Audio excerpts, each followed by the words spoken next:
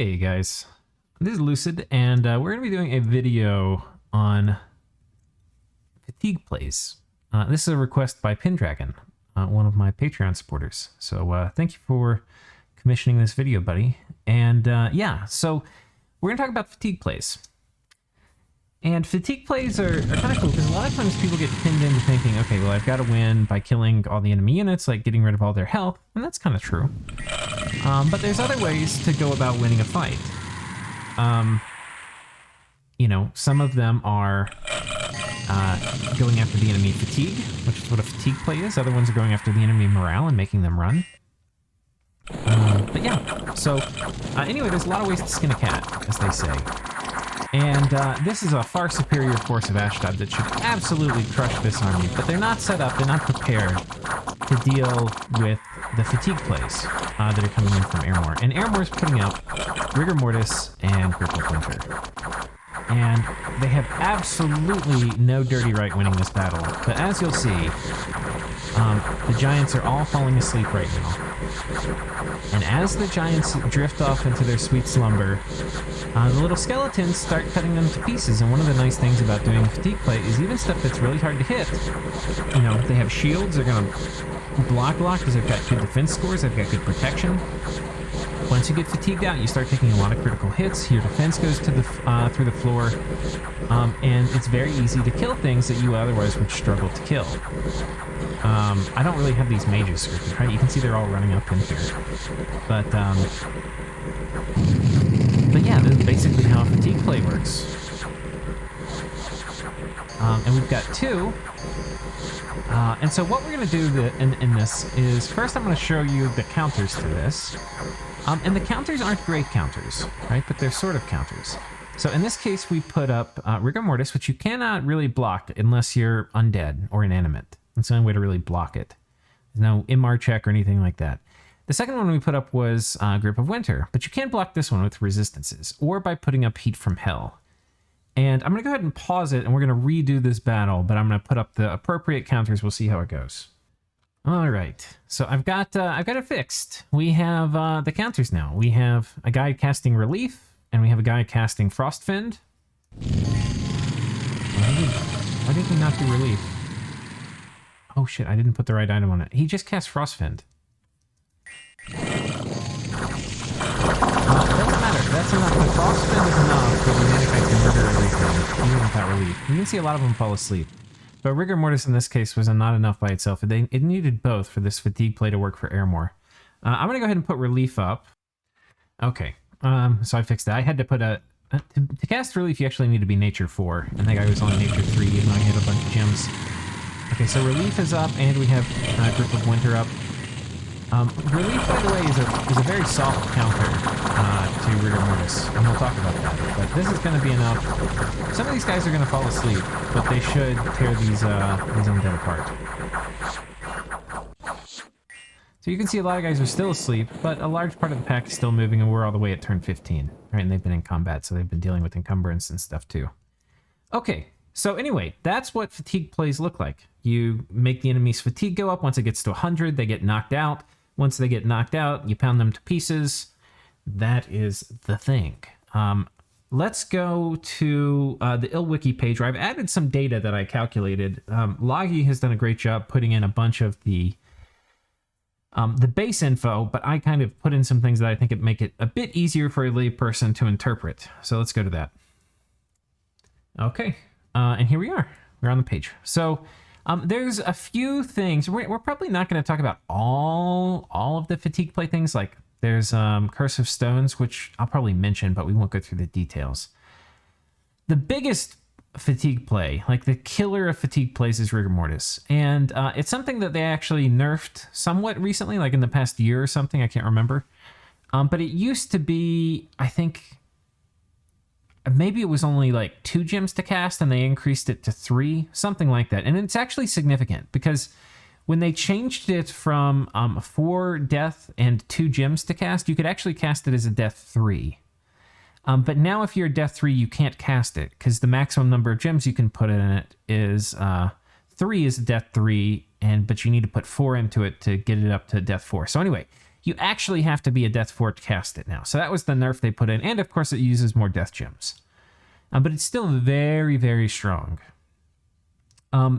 Basically, there's this tick system, which is what was in here. I added this summary here at the end, which is approximately correct. But basically, 3% of the battlefield will be struck every 320 ticks. That's about every 1/23rd of a round.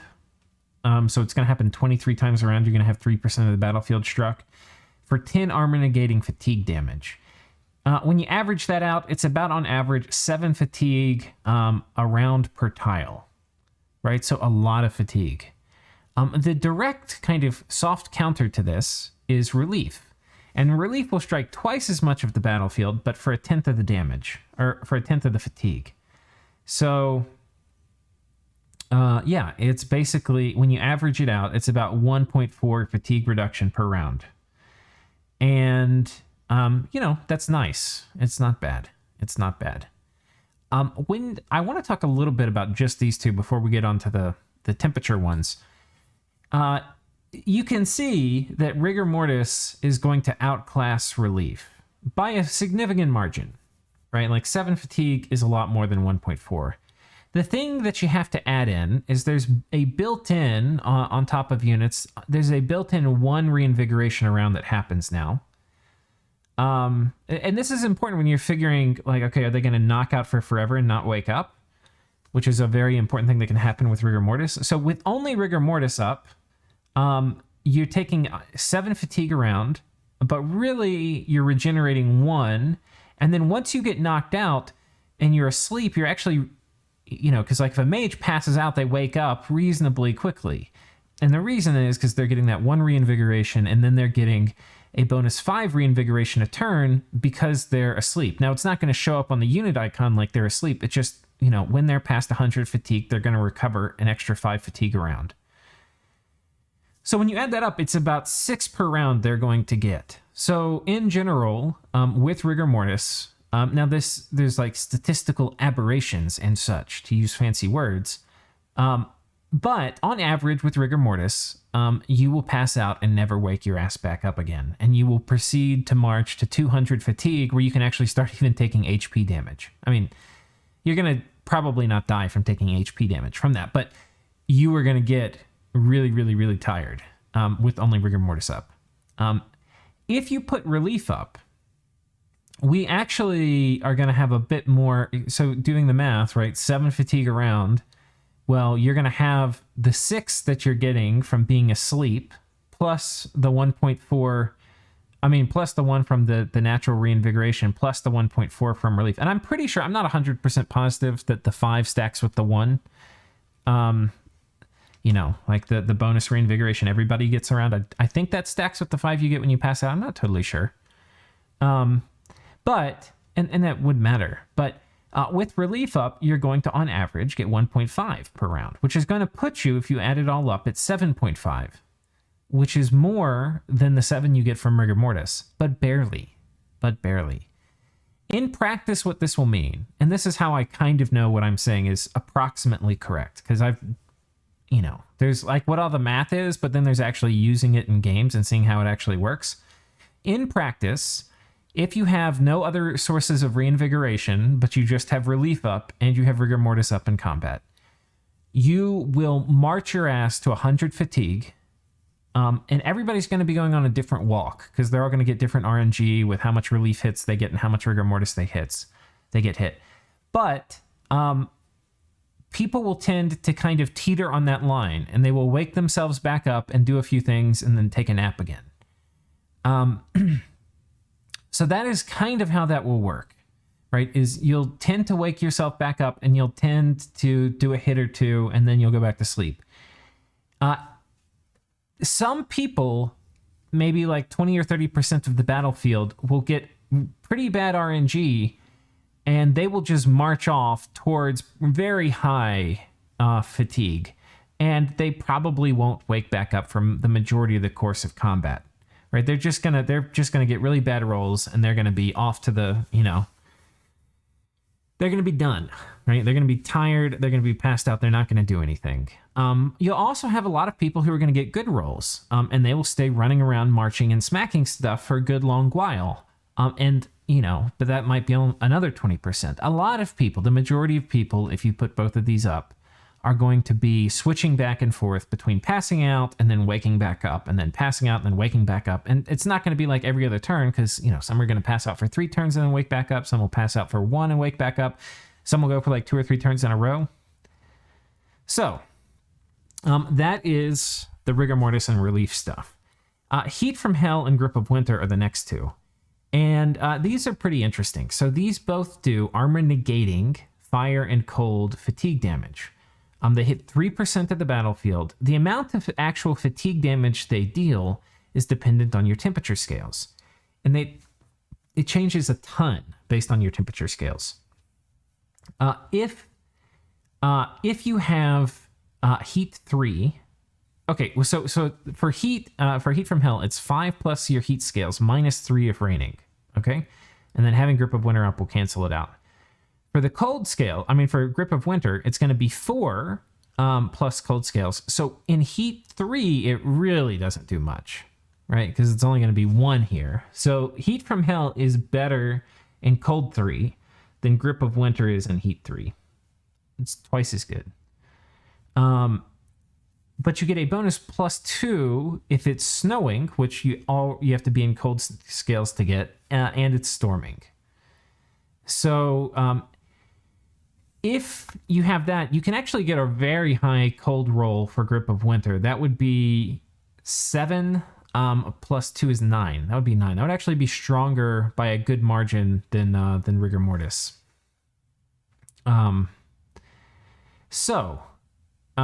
Let's take a look.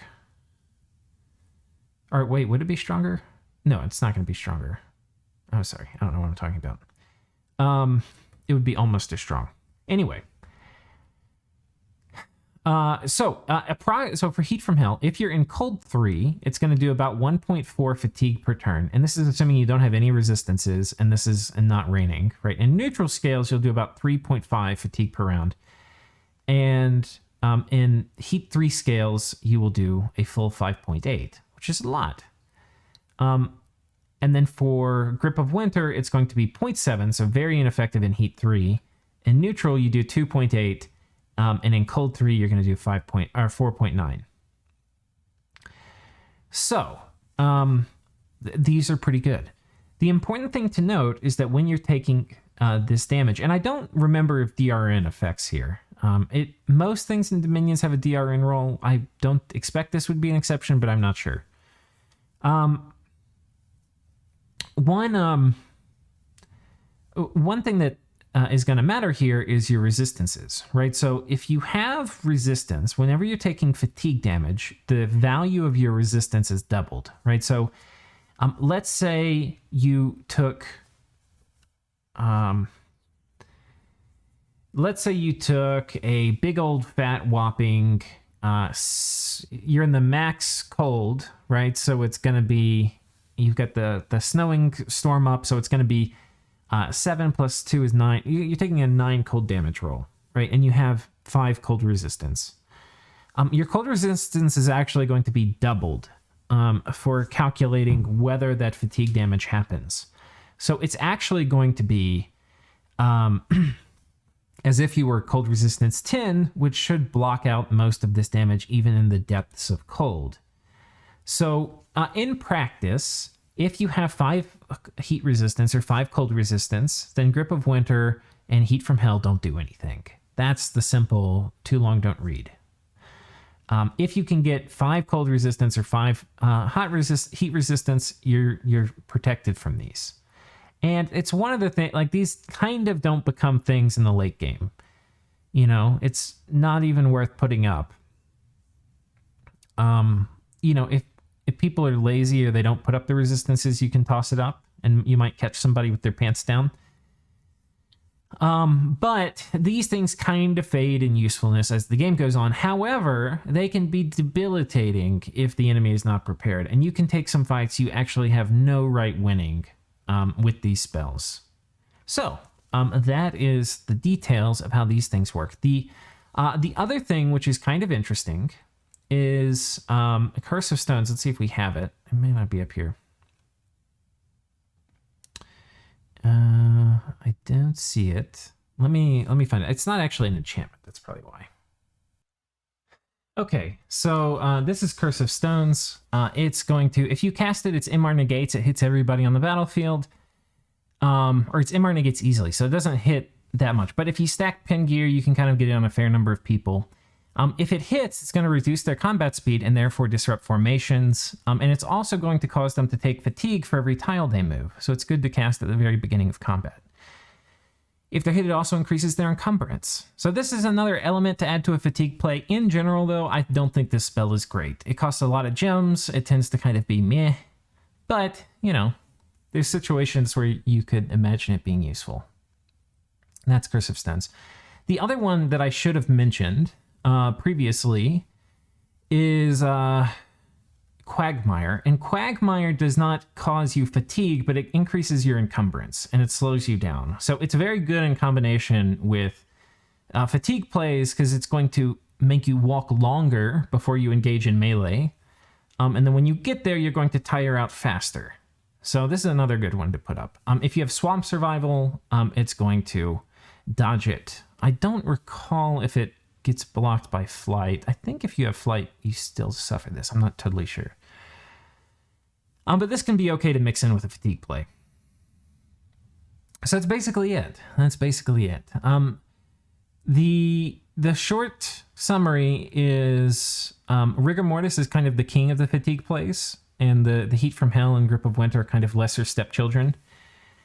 And Relief is a soft counter to Rigor Mortis, not a hard counter. There's a bunch of ways to deal with it. One is, putting up Relief. The other is having resistances to these, and the other is putting up both Heat from Hell and Grip of Winter. If you put both of them up, then it's guaranteed it's going to cancel out. The other thing you can do is battlefield wipes are a decent way to handle fatigue plays, because generally with a fatigue play you want combat to go long. And battlefield wipes kind of prevent that from happening. So that's one way to deal with it. The other way is that the counters I mentioned. You can take Reinvigoration your Bless. It helps if you're kind of preparing to be a fatigue play nation. You can just drop these all the time if you have Reinvigoration. That's kind of cool. But I think that's about it, guys. So hopefully you understand fatigue plays a bit better. And I'll see you next time.